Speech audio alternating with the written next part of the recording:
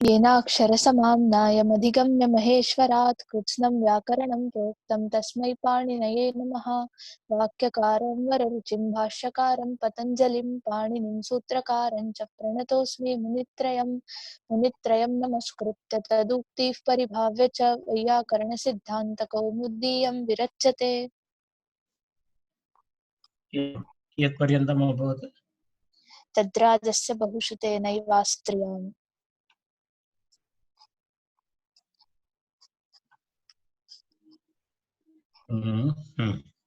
साल्वेय गान्धारिभ्यां महोदय सर्वम् अभवत्। अस्तु तद्राजस्य बहुषु तेनैव अस्यां कम्बोजात् लुक् करणीयम् अथवा अभवत् वा?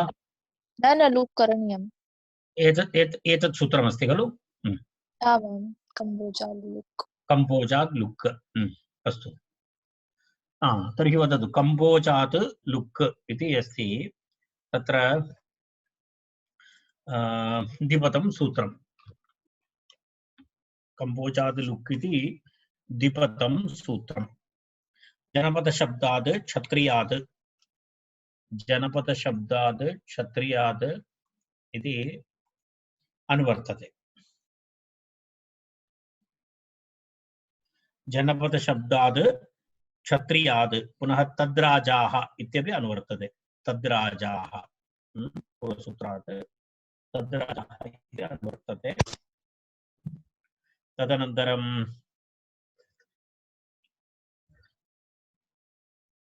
तद्राजप्रत्ययस्य लुक् लोपः भवति। तद्राजसंज्ञकप्रत्ययस्य लुक् लोपः भवति। अस्मात् तद्राजस्य लुक् इति सूत्रार्थः। अस्मात् तद्राजस्य लुक्। अस्मात् इत्युक्ते कम्बोजशब्दात्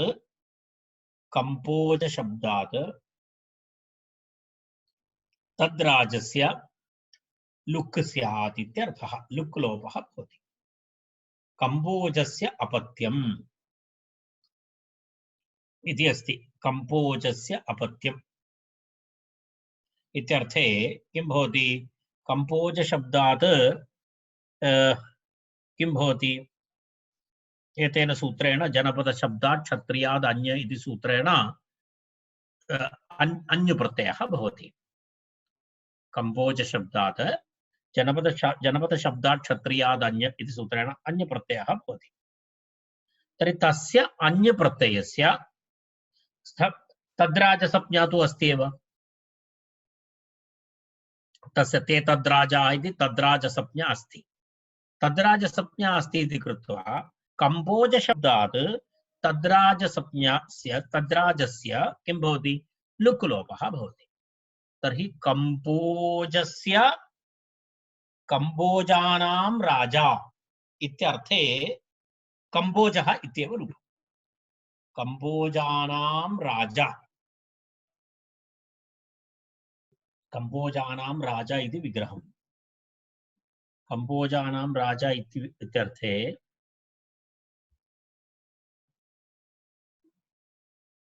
किं भवति? तत्र अन्यप्रत्ययः भवति, परन्तु तस्य अन्यप्रत्ययस्य किं भवति? अन्यप्रत्ययस्य लुक् लोपः भवति। तर्हि कम्बोज इति प्रातिपदिकं भवति। तद्धितरूपम् अस्ति कम्बोजः। लुक् लोपः भवति इति कृत्वा तद्वदेव भवति कम्बोज।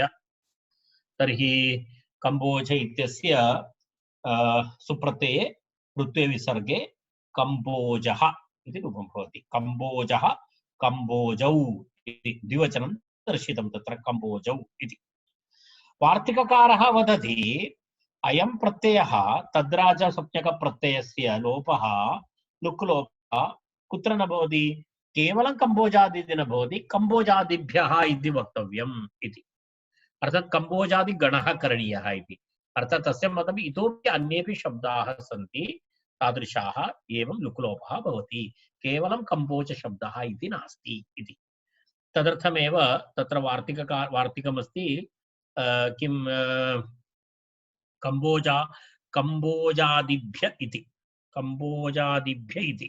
कम्बोजादिभ्यः जनपदशब्दादिति तत्र लुक् भवति इति तत्र अन्येपि सन्ति इति। यदा उदाहरणाय किं भवति? चोलः शकः द्व्यज्लक्षणस्य अणः लुक् केरलः यवनः अणुलुक् कंबोजाः समरे इति पाठः तु सुगमः इति। तर्हि चोळः शकः इत्युक्ते द्व्यज्लक्षण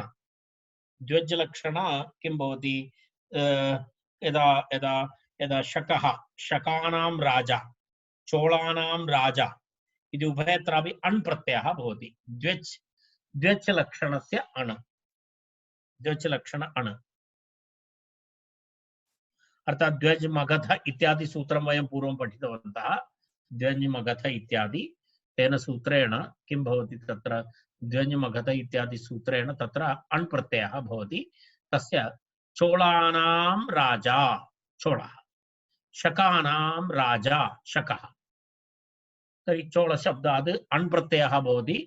तस्य अण् प्रत्ययस्य तद्राजसंज्ञा अस्ति। तर्हि तद्राजसंज्ञकस्य तस्य प्रत्ययस्य किं भवति कंबोजादिभ्य इति वक्तव्यम् इति वार्तिकेन लुक्लोपः भवति। कंबोजादिभ्य इति केवलं कंबोजाद् लुक् न कंबोजादिभ्यः लुक् इति वक्तव्यम् इति आशयः। तर्हि कंबोजादिभ्यः लुक् इति करणीयम् इति। तर्हि चोळशब्दात् किं भवति तस्य अण् प्रत्ययस्य लुक्लोपः चोळ चोळः शक शकः उभयत्रापि द्व्यज्लक्षणस्य अणः लुक्। पुनः केरलः यवनः उभयत्रापि अन्य जनपदशब्दात् क्षत्रियाद् अन्य इति अन्य प्रत्ययः। केरलानां राजा केरलः यवनानां राजा यवनः उभयत्रापि एवं भवति। अन्य प्रत्ययः भवति। अन्य प्रत्ययस्य तद्राजसंज्ञा अस्ति इति कृत्वा तत्र किं भवति तत्र लुक्लोपः भवति। तर्हि केरलः यवनः इति।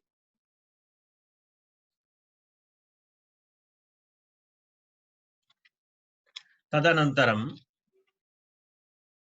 किमस्ति द्व्यञ् मगध कलिङ्ग सूरमसाद् अण् तदभूत्। पुनः किमस्ति केरलः इति कंबोजाः समरे इति पाठः सुगमः इति दृश्यते तत्र।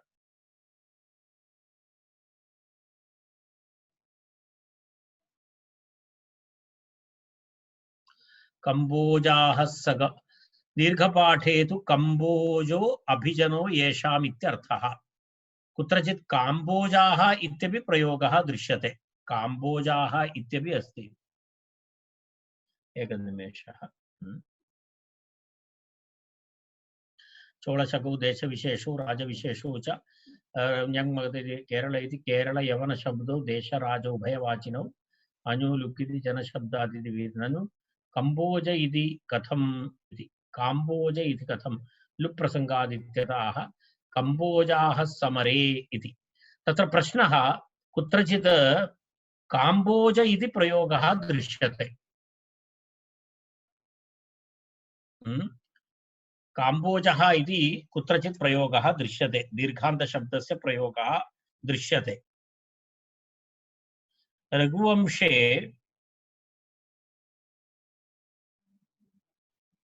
रघुवंशे कंबोजाः सुगमे इत्यपि पाठः अस्ति।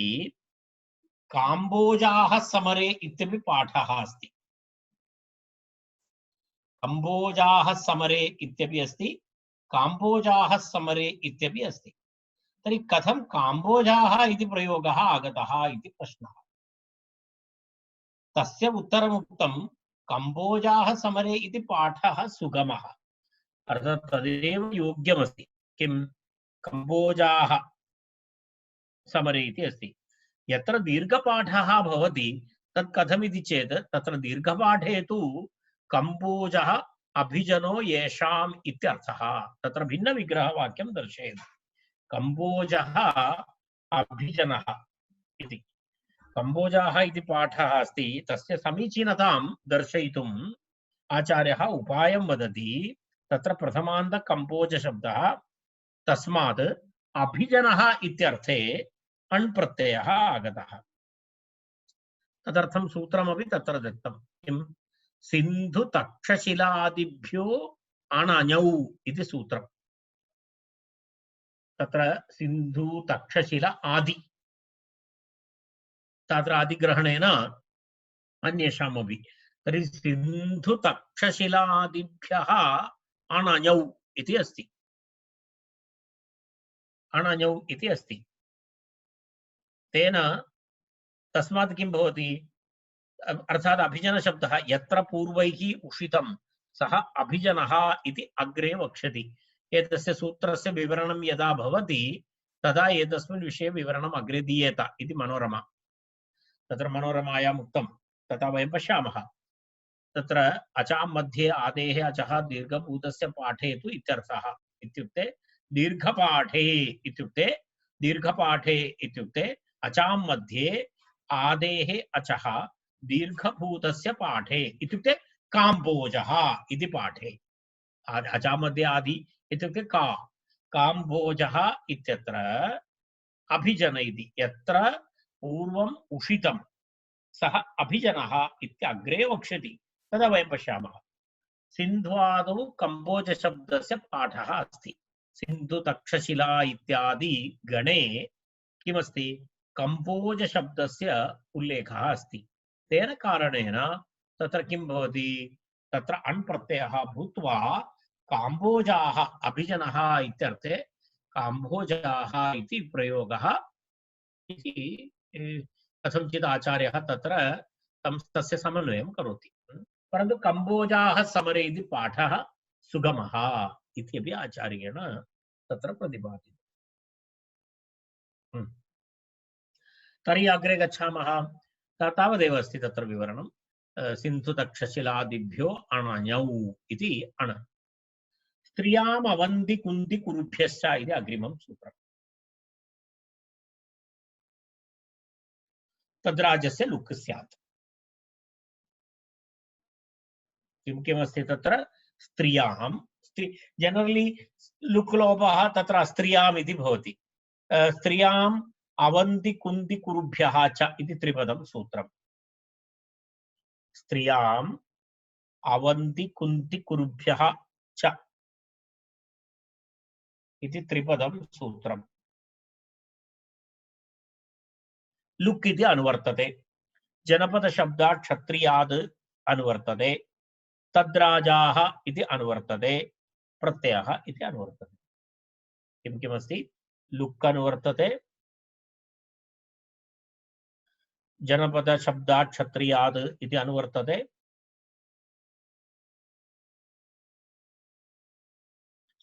तत्र स्त्रियामिति तत्र सूत्रार्थं पश्यामः वयं। तत्र किमस्ति तद्राजस्य लुक् स्यात् इति अवशिष्टम् उक्तमस्ति। पूर्वविवरणम् अस्माभिः करणीयम्। इत्युक्ते तत्र किं भवति क्षत्रिय अभिधायी जनपदवाची क्षत्रियवाची जनपदशब्दात् अवन्ति कुन्ति तथा कुरु एतेषां त्रयाणां शब्दानां परवर्ती तद्राजप्रत्ययस्य स्त्रीलिङ्गविवक्षायां लुक् लोपः स्यात्। स्त्रीलिङ्गविवक्षायां लुक् लोपः स्यात्।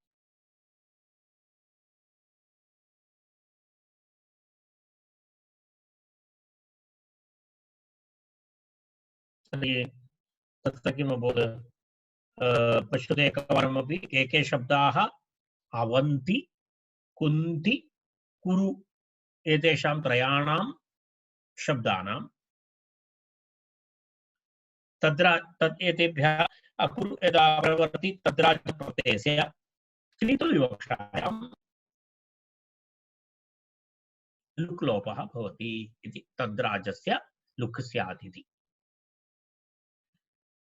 तत्र कथमस्ति अवन्ति इति अस्ति। अवन्ति जनपदस्य राजकुमारी अवन्तेः अपत्यं स्त्री। अवन्तेः अपत्यं स्त्री इत्यर्थे अवन्ति इति ह्रस्व अकारान्त शब्दः वृद्धेत् कोसलाजादा ञङ् इति सूत्रेण तत्र ञङ् प्रत्ययः भवति ञङ् प्रत्ययः भवितुम् अर्हति तर्हि अवन्ति य इति भवति अवन्ति य ञित् अस्ति ञङ् तर्हि अवन्ति य तस्य किं भवति तद् तद्राजसंज्ञकमस्ति ञङ् तद्राजसंज्ञकमस्ति ञङ् तद्राजसंज्ञकमस्ति इति कृत्वा अनेन सूत्रेण त्रियामवन्ति कुन्ति गुरुभ्यश्च इति सूत्रेण तस्य ञङ् प्रत्ययस्य लुक् लोपः भवति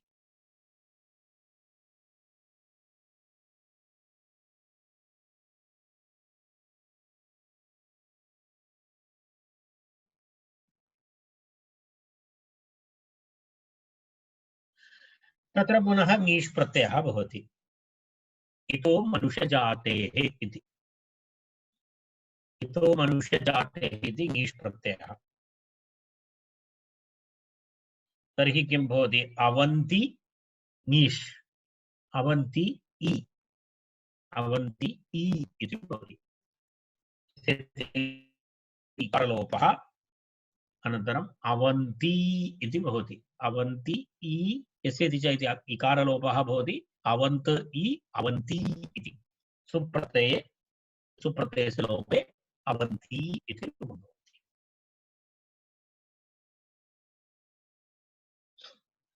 तदनन्तरम् अग्रे अग्रिमं किमस्ति उदाहरणं कुन्ती इति कुन्ती कुन्ती इत्यत्रापि एवमेवम् अस्ति कुन्तेः अपत्यं स्त्री कुन्तेः अपत्यं स्त्री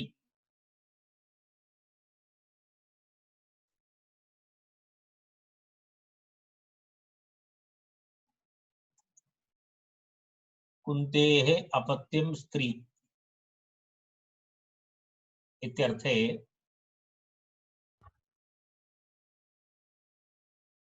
कुन्तेः अपत्यं स्त्री इत्यर्थे कुन्ती शब्दः एवमेवं प्रक्रिया सेम् समानमस्ति सेम् तत्र समानमस्ति ञङ् प्रत्ययः एतत् सर्वं समानं कुरु कुरोः अपत्यं स्त्री कुरुनादिभ्यः इति सूत्रेण ञ प्रत्ययः भवितुमर्हति कुरु शब्दात् कुरोः अपत्यम् इत्यर्थे ञ प्रत्ययः ञ प्रत्ययस्यापि तद्राजसंज्ञा अस्ति तद्राजसंज्ञा अस्ति इति कृत्वा तत्र किं भवति तस्मात् पुनः तस्य लुक्लोपः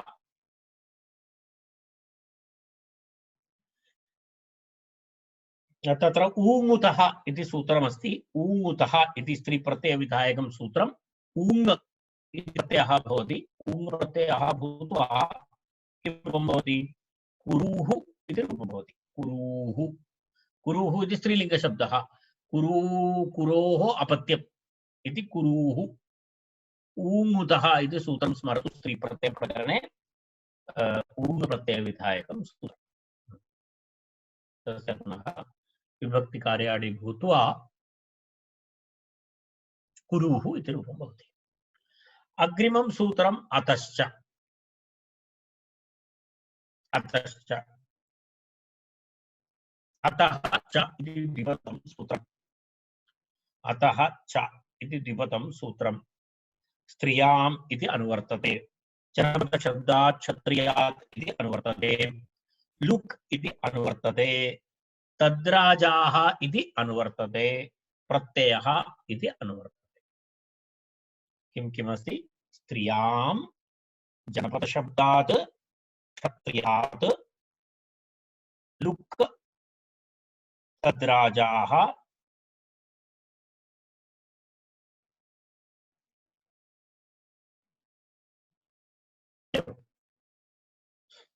तर्हि सूत्रार्थः किं भवति अत इति तद्राद विशेषणं तद्राजात् तद्राजात् तद्राजात्मकस्य अकारस्य इति अर्थः इति मनोरमा तद्राजात्मकस्य अकारस्य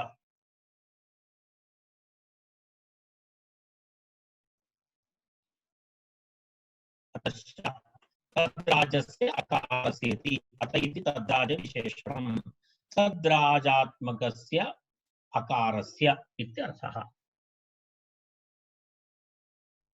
तर्हि तत्र कथं भवति पश्यामः। वयं सूत्रार्थं पुनरेकवारं पश्यामः। किं भवति सूत्रार्थः तु एवं भवति। स्त्रीत्व विवक्षायां तद्राजसंज्ञकस्य अकाररूपप्रत्ययस्य किं भवति लुक् लोपः भवति। स्त्रीत्व विवक्षायां स्त्रीत्वे अभिधेये तद्राजसंज्ञकस्य अकाररूपस्य प्रत्ययस्य अकारस्य इति तद्राजस्य अकारस्य स्त्रियां लुक् स्यात् इति। उदाहरणं शूरसेनी इति उदाहरणं। शूरसेनी शूरसेनानाम् अपत्यं स्त्री इति शूरसेनी शूरसेनानाम्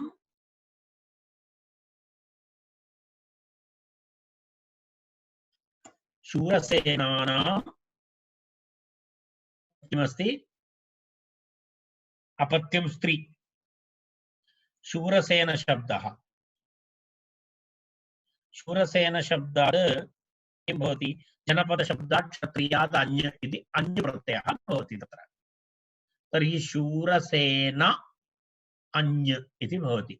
तस्य अन्य प्रत्ययस्य तद्राजसंज्ञा तस्य अन्य प्रत्ययस्य अकारः अस्ति। तर्हि पश्यतु इदानीं तत्र तद्राजसंज्ञा अस्ति अकारः अस्ति। तर्हि तद्राजस्य अकारस्य किं भवति लुक् लोपः भवति। तर्हि शूरसेन इति तिष्ठति लुक् लोपः भवति। तत्र जातिवाचकत्वात् किं भवति तत्र ङीष् प्रत्ययः भवति। जातेरस्त्रीविषयादयोपधात् इति सूत्रम्। जातेरस्त्रीविषयाद् अयोपधात् इति सूत्रेण तत्र भवति ङीष् प्रत्ययः भवति।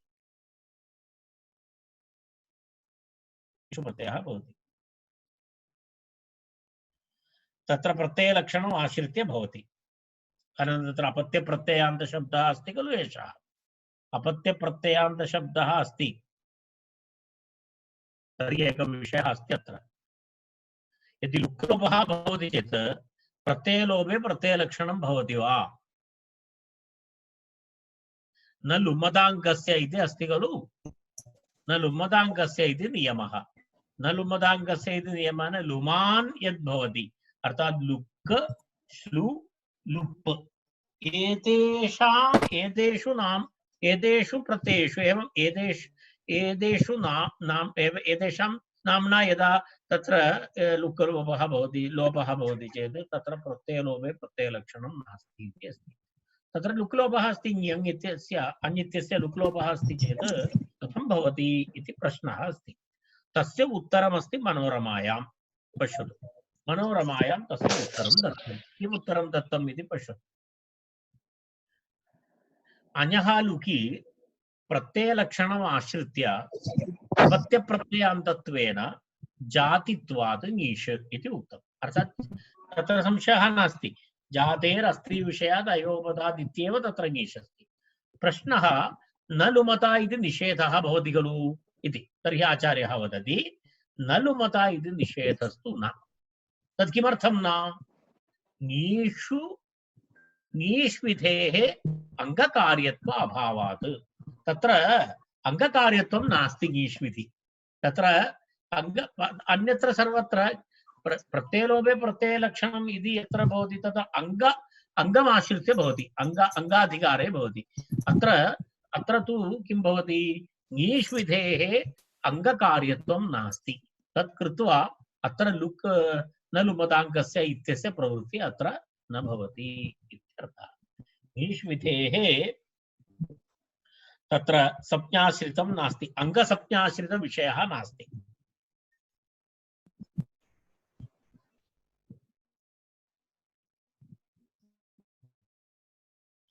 तर्हि लोपः जातः इति कृत्वा तत्र आदिवृद्धिः नास्ति। आदिवृत्तिः नास्ति। तेन कारणेन किं रूपं भवति? शूरसेनी इत्येव रूपं भवति। शौरसेनी इति न भवति। शौरसेनी इति न भवति। किमर्थं? प्रत्ययस्य लोपः जातः। तेन तत्र किं नास्ति?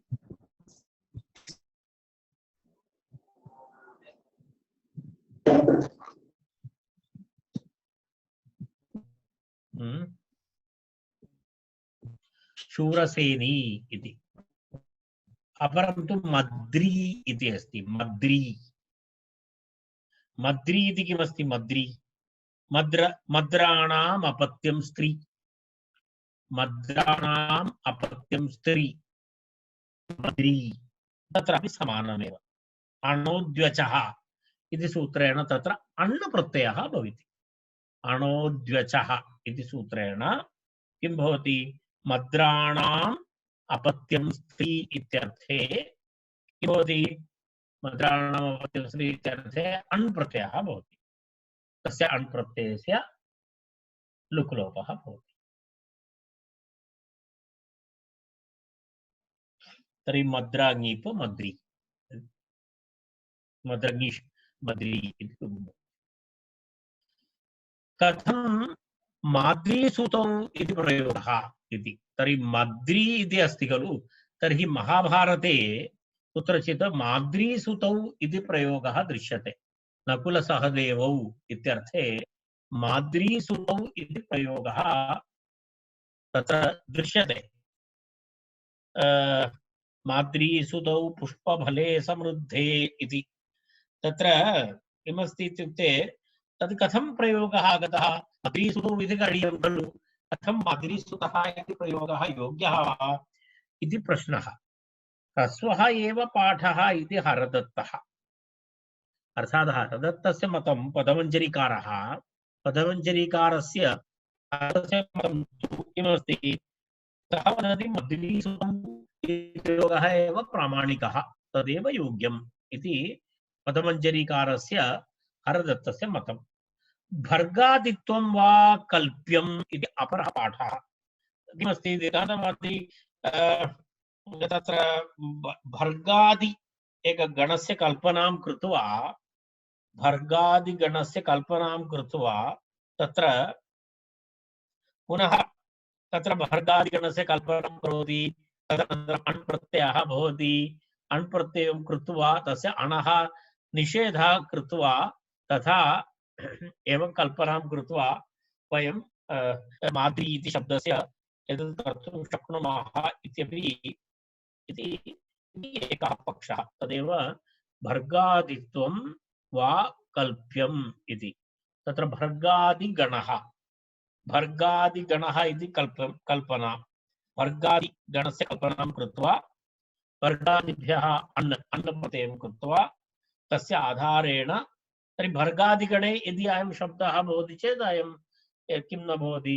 तद्राजस्यकारस्य पुनः तत्र लुक्लोपनिषेधं कृत्वा तत्र किं करणीयं? माद्री इति रूपः कल्पनीयः इति कल्प्यम् इति मनोरमा सिद्धान्तकौमुदीकारस्य मतम्। अर्थात् कल्पयितुं शक्यते माद्री इति रूपम् इति। परन्तु हरतः पदमञ्जरीकारः न अनुकूलयति तत्। सः वदति तत्र ह्रस्वः एव पाठः योग्यः इति पक्षद्वयम्। अस्तु।